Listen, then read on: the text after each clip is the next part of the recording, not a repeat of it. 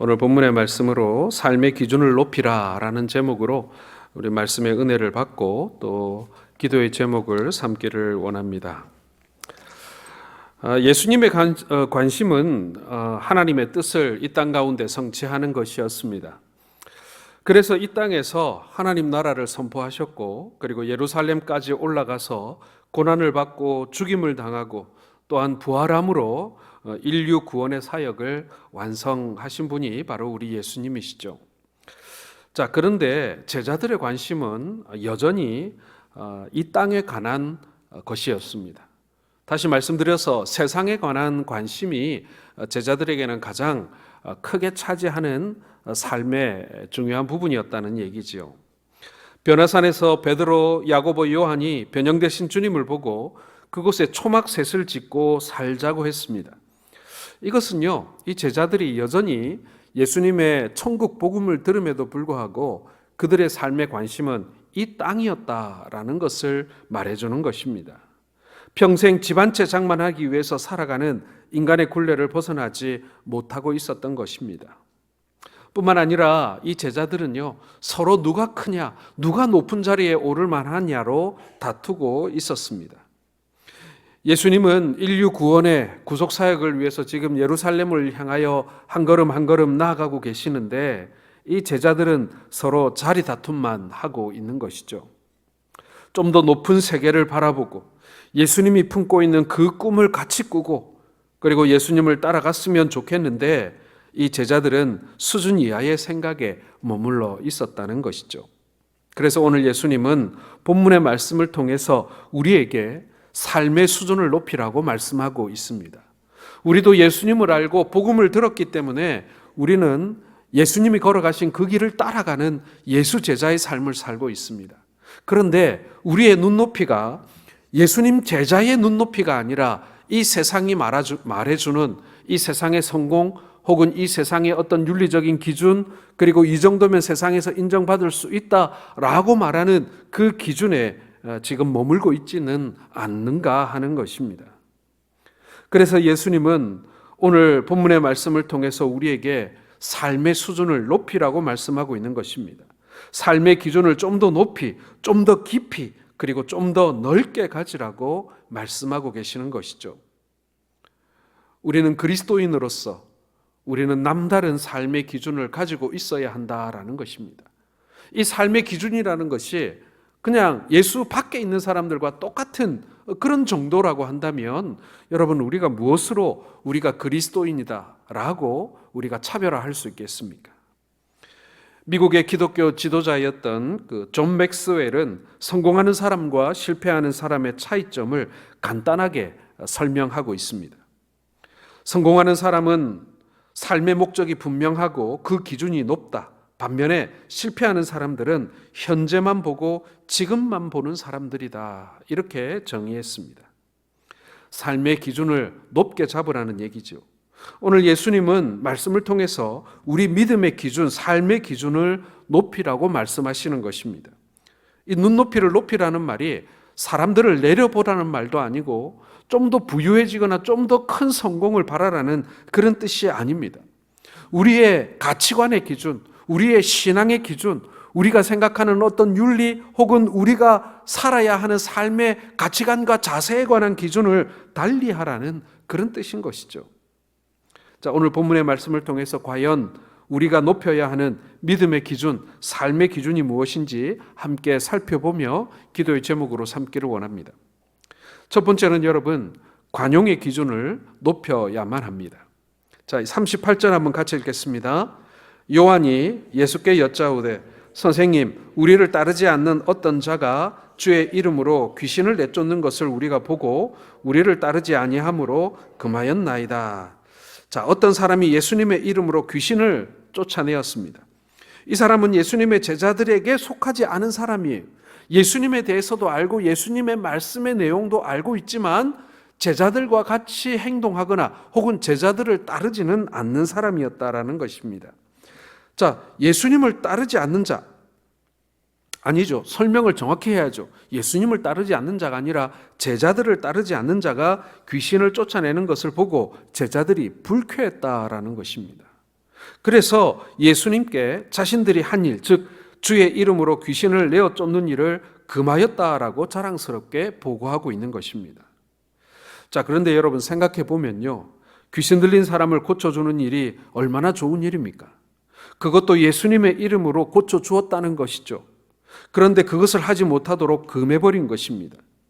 예수님의 이름으로 귀신을 쫓아내는 사역을 하지 못하도록 금한 기준이 뭐냐면요, 그 사람이 우리를 따르지 않았다라는 것입니다.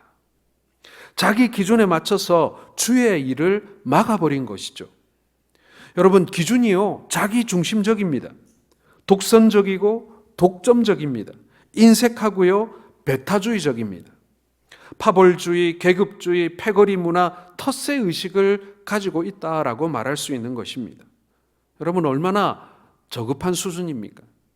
여러분, 우리가 교회 생활할 때도요, 우리가 이러한 함정에 자주 빠집니다. 우리가 너무 배타적이진 않는가?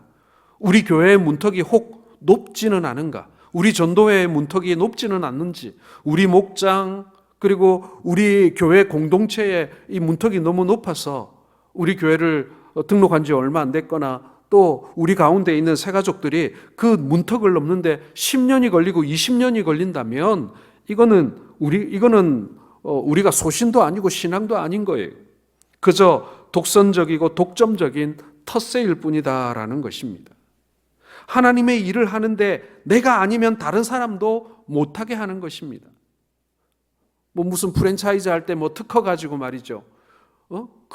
우리의 기준에 미치지 못하거나 우리에게 속하지 못하면 탈락시켜버리거나 금하게 하거나 배척해버리는 것. 사람을 보고 비교하고 그리고 계급을 짓고 있는 것입니다. 여러분, 예수님께서 뭐라고 말씀하셨습니까? 39절 같이 읽겠습니다. 39절과 40절입니다. 예수께서 이르시되 금하지 말라. 내 이름을 의탁하여 능한 일을 행하고 즉시로 나를 비방할 자가 없느니라. 우리를 반대하지 않는 자는 우리를 위하는 자니라. 자, 금하지 말라는 거예요. 제자들이 가지고 있었고 지금 우리도 가지고 있는 이 배타성, 우리가 가지고 있는 이 알게 모르게 드러나는 텃세, 그리고 이 독점적인 욕심, 인색함, 배타주의, 이런 것들을 예수님께서 깨트리고 계시는 것입니다. 그 이유가 뭐냐면은 내 이름을 의탁하여 능한 일을 했다라는 것이죠. 주의 이름으로 귀신을 쫓아낸 일인데 왜 금하느냐라고 하시는 것입니다. 예수의 이름으로 행하면 소속이 어디든 상관이 없다라는 것입니다. 저도 어려서부터 지금까지 저는 고신교회만 정말 아장아장 걸을 때부터 지금까지 고신교회만 속해 있었던 사람입니다. 하지만 공부를 하면서 여러 교파의 그리스도인들과 함께 만나게 되고 교류하게 되었습니다. 장로교인이든 감리교인이든 침례교인이든 사실 그 차이가 물론 분명히 있습니다만은 그것이 우리가 서로 배척하고 서로 경원시하고 또 서로 교제하지 못할 만큼 큰 것이 아니었다라는 것입니다. 뿐만 아닙니다. 예수의 이름으로 하게 된다면 목사님이 하든 장로님이 하시든 집사님이 하시든 상관이 없다라는 것입니다. 제가 처음에 한국에 돌아와서 가정교회를 하는 교회에서 사역을 하는데 장례식을 갔어요. 장례식을 갔더니 저는 당연히 교구장인 제가 집례를 하는 줄 알고 갔더니만은 아니에요.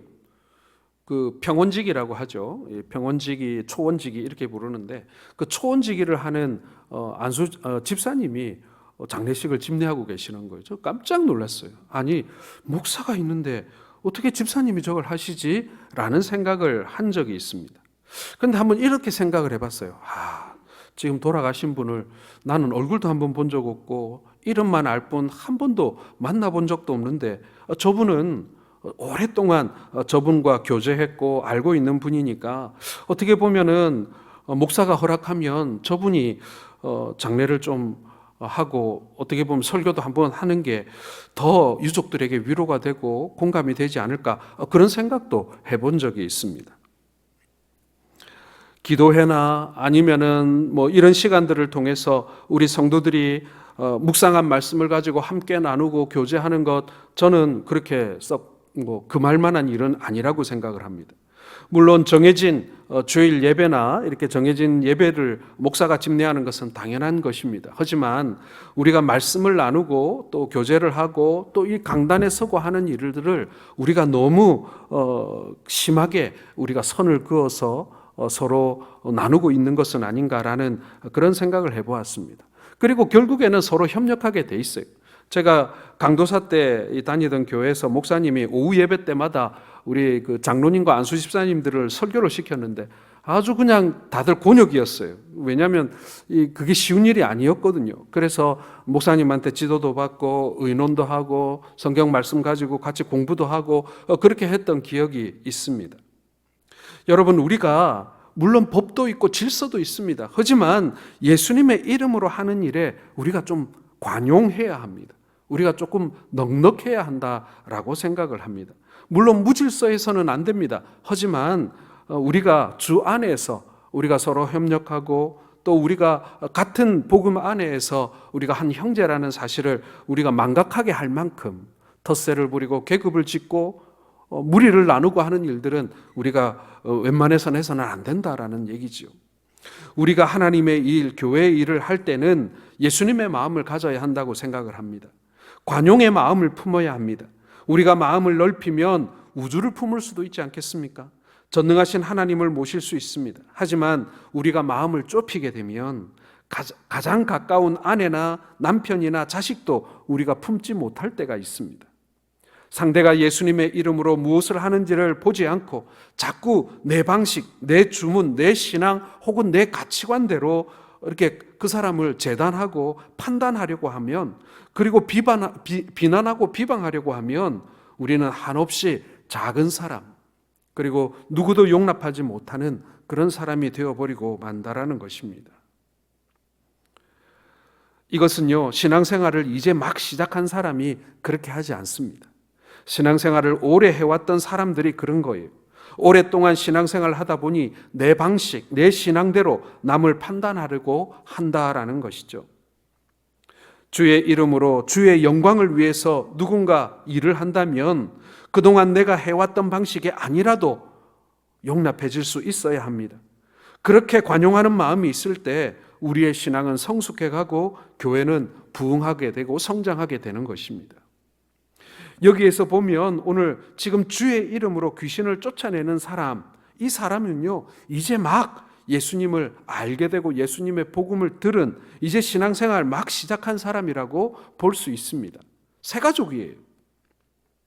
그 사람보다 좀 더 신앙생활을 먼저 시작했던 제자들이 지금 비난하고 나선 것입니다. 이것은 마치 신앙생활을 이제 막 시작한 사람이 주의 이름으로 일을 하려고 할 때 자신들과 같은 방법으로 하지 않는다고 비난하는 것과 같다라는 것입니다. 이제 주님께서 말씀하십니다. 42절입니다. 같이 읽겠습니다. 시작.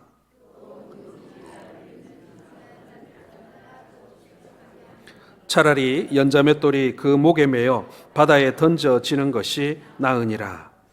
여기에 믿는 소자가 누구냐면요, 이 작은 자가 누구겠습니까? 문자 그대로 어린아이일 수도 있습니다. 하지만 전후의 문맥을 살펴보자면 이 작은 자들 중에 한 사람은요, 신앙이 약한 사람 혹은 신앙이 어린 사람, 이렇게 볼 수 있습니다.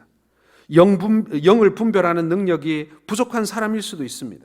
오늘 본문에 의하면 이 사람은 예수님의 제자의 무리에 속하지 않았지만 귀신을 쫓아낸 사람일 수 있습니다. 그가 예수님의 이름을 사용하여 귀신을 쫓아내지 못하게 함으로 주의 사역을 하지 못하게 하는 것, 그것은 결국 그 사람을 실족하게 만들 수도 있다라는 것입니다. 좀 교회 안에서 열심히 해보려고 하는데, 특별히 우리 새가족들 중에는 처음에 은혜 받고 교회 오면 뭐든지 해보고 싶어서 말이죠. 주방에도 가서 기웃 꾸려보고요. 그리고 하다못해 청소라도 좀 하려고 하고요. 뭐 다른 사람이 뭐 하고 있으면 가서 도와줄 게 없냐고 물어보기도 하고 그럽니다. 그런데 이제는 지금 안 해도 돼요. 여기는 아무나 오는 데가 아니에요 하고 그 사람 쫓아냈다고 한번 생각해 보세요. 그렇게 되면 결국에는 그 열심과 그리고 열정, 그런 마음을 품은 사람을 실족하게 만들어 버릴 수도 있다라는 것입니다. 자기 편견과 아집으로 자기 기준으로 주의 이름으로 사역하는 사람들을 실족시키지 말라는 무서운 경고의 말씀인 것입니다. 그러므로 여러분, 우리는 이 관용의 기준을 반드시 높여야 하는 것입니다. 문턱을 낮춰야 됩니다. 우리의 가슴을 넓게 열어주어야 합니다. 누구든지 새로운 사람들을 받아들이는데 거리낌이 없어야 합니다.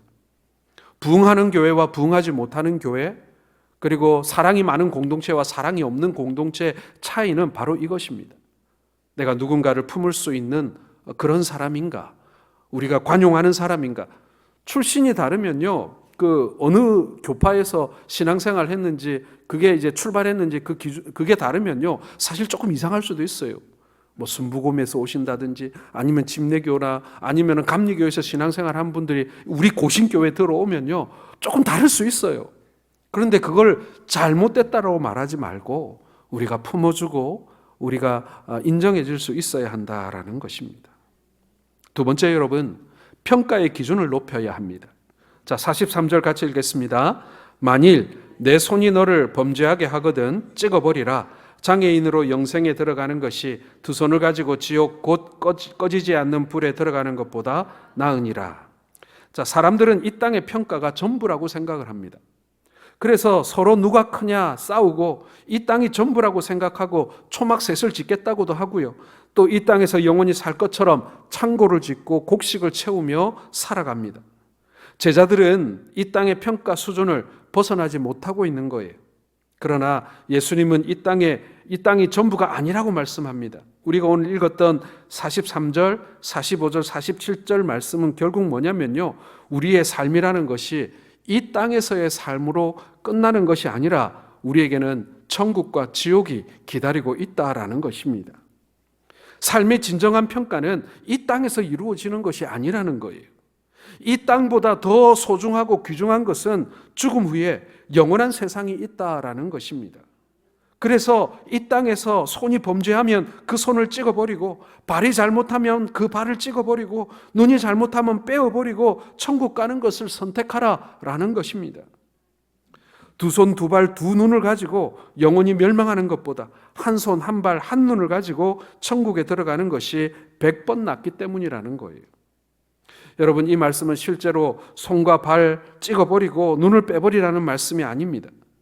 그만큼 삶의 가치의 기준을 높이라는 말씀인 것입니다.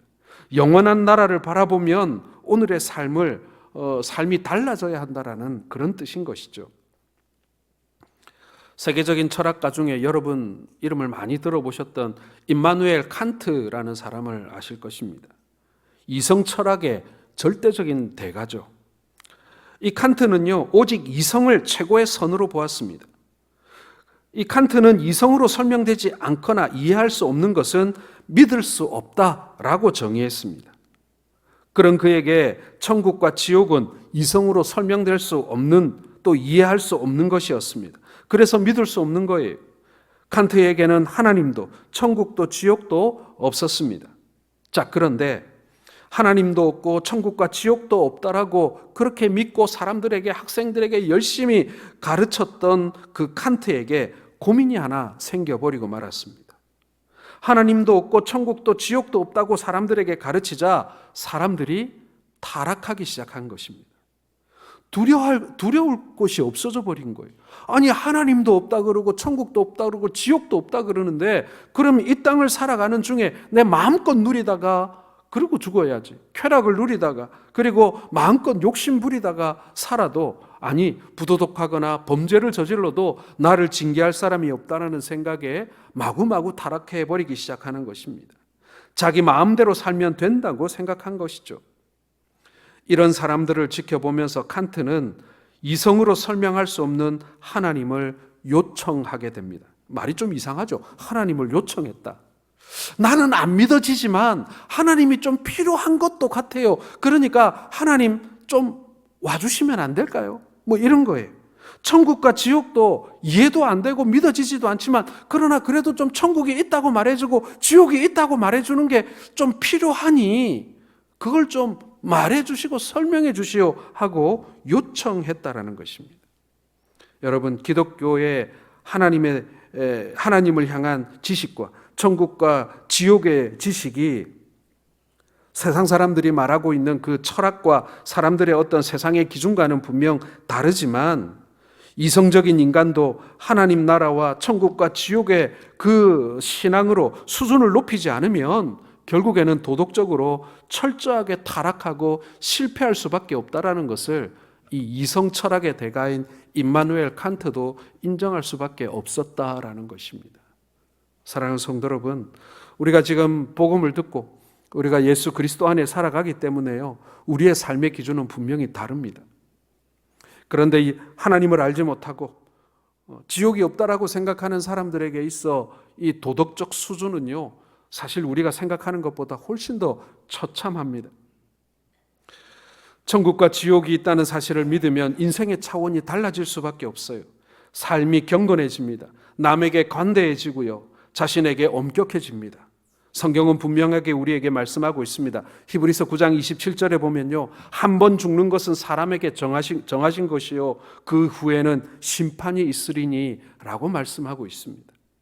우리의 인생들은 모두 하나님의 심판대 앞에 설 때가 다가오고 있다는 얘기예요. 모든 것이 명명백백하게 밝혀질 때가 있습니다.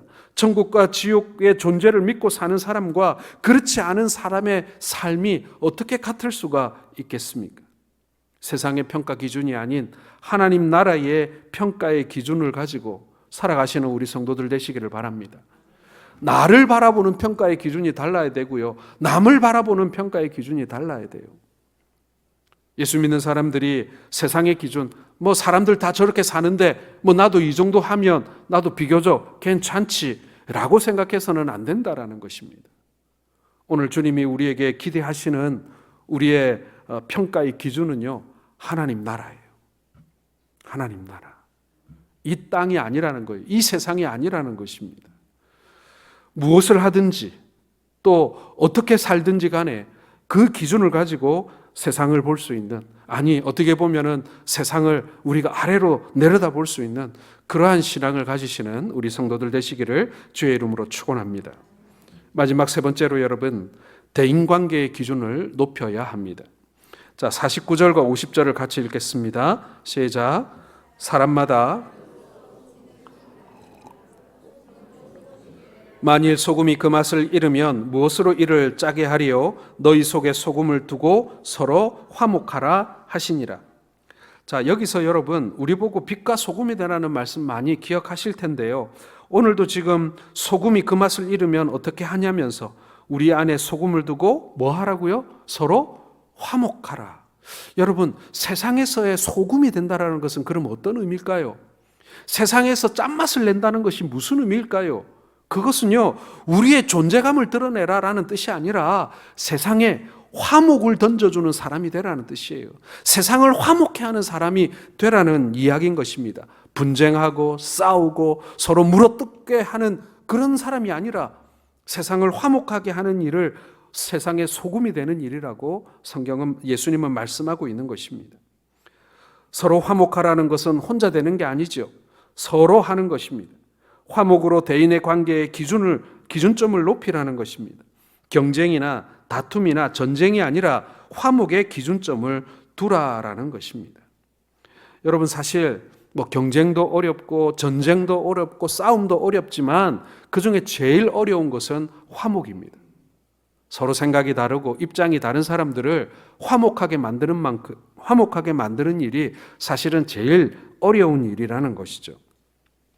신앙인들의 대인관계의 기준점을 서로 화목하는 데 두라라는 것입니다. 그렇다면 왜 소금을 두고 화목하라고 하셨을까요? 먼저 여러분, 소금의 기능을 한번 우리가 아는 대로 한번 생각해 봅시다. 소금에 몇 가지 기능이 있는데, 첫째는 우리가 잘 아는 맛을 내는 기준이죠. 둘째는 부패를 방지하는 기능이 소금에게는 있습니다. 이 두 가지가 굉장히 중요합니다. 그리고 셋째 한 가지가 더 있는데요, 부드럽게 하는 기능이 있습니다. 순하게 하는 기능이 있어요. 예를 들면 여러분, 이 김장배추를 어디에다 절여야 됩니까? 소금에야 절여야죠. 소금에 절여진 배추가 어떻게 되죠? 뻣뻣하던 배추가 부드러워지기 시작합니다. 소금이 부드럽게 만들어 준 거예요. 여러분, 우리의 신앙생활에서 대인관계의 기준은 화목에 두어야 합니다. 그렇다고 야합하라는 말은 아닙니다.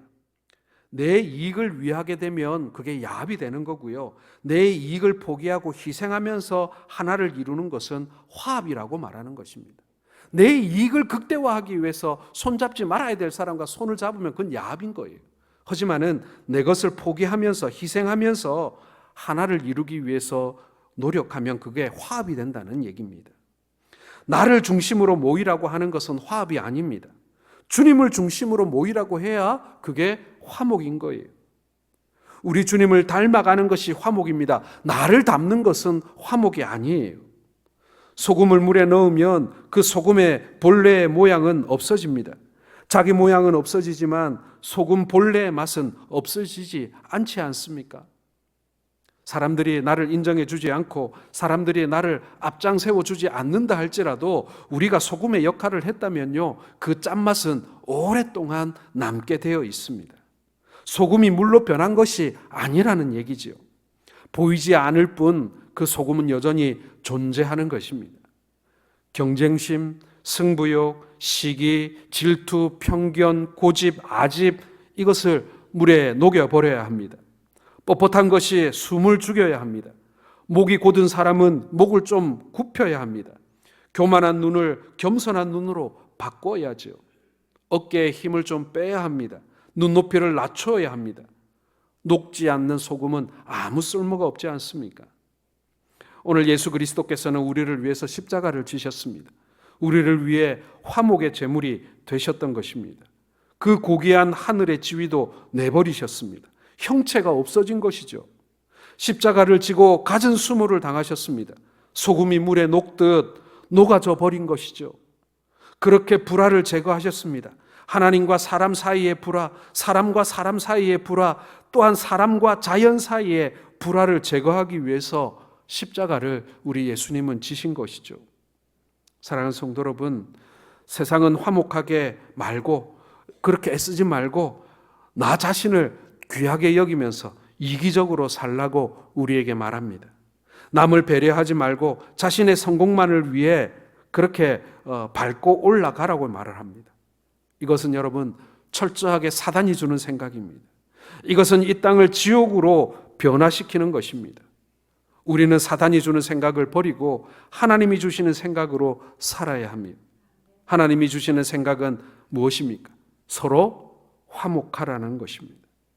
천국 백성은 어떤 경우에도 화목을 가장 우선순위에 삼는 것입니다. 그것이 소금의 맛을 내는 삶인 것이죠. 하나님은 로마서 8장 32절에 자기 아들을 아끼지 아니하시고 우리 모든 사람을 위해서 우리를 위하여 주신 자가 어찌 그 아들과 함께 모든 것을 우리에게 주시지 아니하겠느냐라고 우리에게 묻고 계십니다. 예수님은요, 목숨을 내어놓고, 아니 목숨을 버려서 우리로 하여금 화목해 하신 분이라는 것입니다. 이제 말씀을 맺겠습니다, 여러분. 우리의 삶의 기준, 믿음의 기준, 신앙의 기준을요 좀 높여야 합니다. 세상 사람들의 기준에 맞추지 마세요. 너무 세상 사람들의 기준에 잘 맞추는 사람들, 그래서 세상에서도 이렇게 하니까 우리도 이렇게 하고, 세상에서 이런 방법으로 일하니까 우리도 이런 방법으로 일하고, 그렇게 하는 사람들이 너무나 많습니다. 특별히 관용의 폭을 높여야 합니다. 내 생각, 내 기준만으로 판단할 것이 아니라 주님의 이름으로 하면 모든 것을 받아들이는 관용의 폭을 넓혀야 합니다. 또한 평가의 기준을 높여야죠. 우리의 기준은 세상에 있지 않고 하나님 나라에 있습니다. 마지막으로 이 땅의 삶이 참으로 의미 있는 삶이 되려고 하면 하나님 나라와 연관되어 있어야 합니다. 그러므로 대인관계의 기준점도 높여야 하는 것이죠. 경쟁이 아닌 화목인 것입니다. 사랑하는 우리 성도 여러분, 우리가 언젠가부터 우리가 너무 세상의 기준을 따라 우리의 눈높이를 낮추고 살아가고 있는 것은 아닙니까? 예수 믿는 사람들이 세상과 다르게 사는 것을 미련하게 여기고, 그리고 꼭 그렇게까지 해야 되나 라고 하면서 유별나게 살지 말고 좀 두리뭉실하게 그렇게 좋은 게 좋은 것으로 그렇게 살려고만 하고 있는 것은 아닙니까? 그리고 우리가 우리의 자녀들에게 그렇게 살라고 혹 가르치고 있는 것은 아닙니까? 오늘 시간 함께 기도할 때에 하나님 우리의 삶의 기준을 높여가게 해 주옵소서. 예수 믿는 자들이 세상에서 참으로 손가락질 받고, 그리고 세상에서 약한 자로 여김받고, 그리고 세상에서 참으로 업신여김 된다 할지라도 우리의 기준이 우리 하나님의 나라, 그리고 우리 하나님께서 주신 그 말씀에 있음으로 말미암아 우리의 가치관과 생각과 평가 기준과 그리고 대인 관계가 우리가 달라질 수 있도록 하나님 나의 삶의 기준을 높여 주옵소서. 나의 삶의 수준을 달리하게 하여 주옵소서.